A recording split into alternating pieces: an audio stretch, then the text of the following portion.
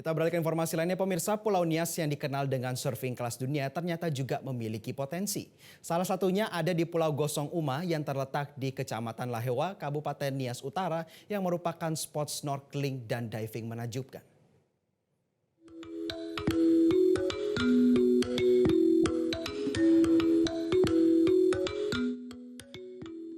Berbicara tempat wisata di Kabupaten Nias Utara, Sumatera Utara seakan tak ada habisnya.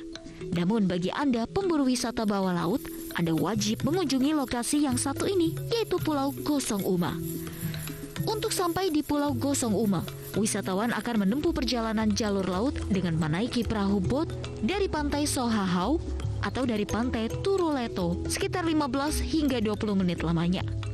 Namun perjalanan Anda akan terbayar dengan keindahan bawah laut Pulau Gosong Uma.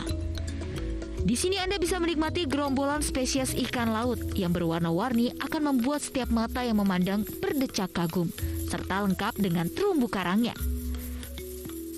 Spot diving favorit di sini yakni kapal niaga atau kapal barang dari Hindia Belanda. Menurut warga setempat, kala itu kapal ini dikejar oleh kapal Jepang, istilah dalam bahasa Nias, Govanivo, lalu menabrak gosong karang di perairan tersebut. Yang memiliki nilai historis, sejarah, dan kemudian nilai kecintaan terhadap terumbu karang, dan nilai wisatanya juga ini kita bisa snorkeling, scuba diving di areal ini. Harapan kita ke depan, pusat bisa memberikan perhatian yang lebih serius. Contohnya ada kelompok yang dekat di sini, yakni di Pantai Turuleto, itu kelompok Koalisi Bahari, kebetulan kita yang memimpin kelompok itu. Harapan kita ada kapal wisata yang bisa membawa penumpang ke sini, yang bisa menikmati situasi lingkungan ini, snorkeling dan scuba diving. Bangkai kapal ini berada di kedalaman 20 meter saat itu. Namun, dampak surutnya air laut pasca gempa tsunami Aceh Nias 2015. Kapal ini makin muncul ke permukaan laut di kedalaman 3 hingga 5 meter.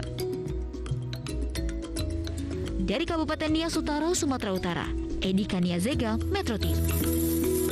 Jelajahi cara baru mendapatkan informasi. Download Metro TV Extend sekarang.